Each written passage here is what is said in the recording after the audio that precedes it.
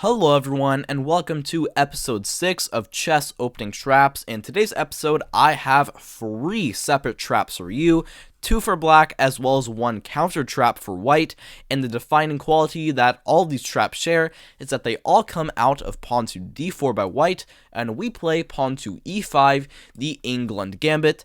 And I'll just get this right out of the way since I know some of you are already going down to the comments.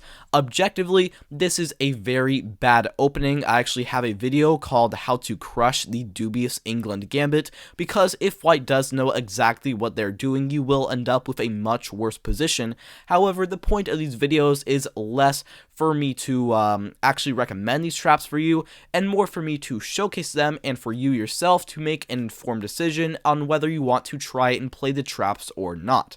So, the first trap that I have for you is kind of the main trap, and it comes after they capture the pawn. We now play knight out to c6, attack the pawn, and white does not just want to give the pawn back, instead they defend it with knight to f3 here, and now we add another attacker. We go queen to e7, now we're once again threatening to win the pawn, so they play bishop to f4, defending, at which point we play a very important queen to b4 check. Now, what we are doing with this move is we are kind of doing a triple fork here. We are attacking their king, their bishop, as well as their pawn, and they simply cannot defend all 3, so they defend their 2 most important ones by playing bishop back to d2 here. Now we capture on b2, and we are attacking the rook in the corner, and white has to make a very critical decision. The only move here that is any good for white is knight to c3. Defend the rook like this, at which point the Englund Gambit is especially dubious. However, a lot of people, especially at lower levels, will instead play the move bishop to c3, defending the rook like this. However, this is a massive blunder because after bishop to b4, we are completely winning on move 6. Now, why is that? First off, they cannot capture our queen now because our bishop pins it to their king, and if white does not do anything, then we will simply capture the bishop and simply win a piece on this square. So because of that, white has to make a decision. Now, if they try capturing our bishop, then this simply does not work because we just capture back with our knight. Now the rook in the corner is threatened, as well as a fork on c2, which would also win the rook in the corner, and they simply cannot do anything here. If they try knight to d2 and defend the rook like this, and we can simply capture, and we actually kind of smother checkmate the kings, they're forced to sacrifice their queen. We capture, and we just have a completely winning position here. If instead they try like knight to d4 to defend this, then we can simply capture the rook, completely winning position. Or if you want some extra style points and you want to flex on your opponents, then you can also capture the knight in the center as well. The idea being is that after they capture back, now you have lured the king and the queen into a fork, and you can simply capture on c2. White has to move, and now you capture on d4 with, once again, a completely winning position. So, capturing our bishop on b4 certainly does not work at all.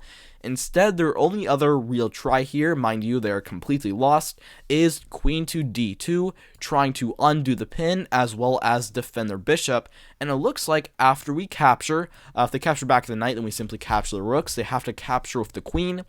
It looks like everything is defended for them. The knight defends the queen defends the rook, and it looks like everything is completely great for them. But now we simply win here with queen to c1 check, and it is checkmate. Not much to talk about here. The king is completely trapped. White cannot do anything, and this is simply a checkmate. So that is the main Englund trap. But now let's get into the side trap, this one nicknamed the Premove Trap, and I will show you very clearly why that is. So once again, we get the same opening, pawn to d4, pawn to e5, they capture, but instead of playing knight to c6 to attack the pawn, which is what happened in the other trap, we play bishop to c5 here. Now, by developing our bishop first, we are immediately putting pressure on the f2 pawn, which will become very important. And this trap is kind of just worse, because if white ever plays knight to c3, defending their queen like this, then the trap will never work in any position. But most people here instead play knight to f3, defending their pawn even more. Now we play pawn to d6. We attack their pawn, and white, being up a pawn, wants to try and trade off their weak e-pawn and retain their material advantage, so they're very likely to capture here, at which point you want to play knight to e7. But the idea here is that actually after you play pawn to d6, you want to pre-move knight to e7 in this position. That way, after they capture, you now play knight to e7 immediately, and more than likely, white will think you've just made a very bad pre-move. They will laugh at you, they will capture your knight, but now a very nice bishop takes on f2 here, and you are completely winning. Now, why is that? You are checking white's king, and they actually only have one legal move here, which is to capture the bishop. And now that the king is on here, nobody is defending this queen. And oh, look, our queen sees that. Bing, bing, boom. We are up a queen here, and not completely winning since I do have two pieces and a pawn for it, but we do have a much better, and if you can convert, you will win this position 100% of the time. However, white does have a counter trap in this position. I'll go to the white side. Imagine this, you have landed yourself in a very bad position. You will lose this game unless you can pull off a counter trap. Now, that counter trap comes after pawn to e4 here. You are opening up your bishop to come and move out, and what black should do here is simply capture the c2 pawn with a check, then get their queen out and just be completely safe. However, a lot of people here will get very greedy and capture the bishop, trying to capture even more material, but now black has gone too far, and now they have blundered all of their advantage away after bishop to b5 check. Now, what this move does is it gives a check, but it is not just a meaningless check, because now our rook here opens up and sees the queen, and they simply cannot defend it. If they capture, then we capture the queen, and we're actually completely winning in this position. So instead, what is much better for them to even try to survive is go pawn to c6 here, attack our bishop, at which point you can capture the pawn to get an extra one pawn here. However, even better, according to the computer, is to simply capture the queen.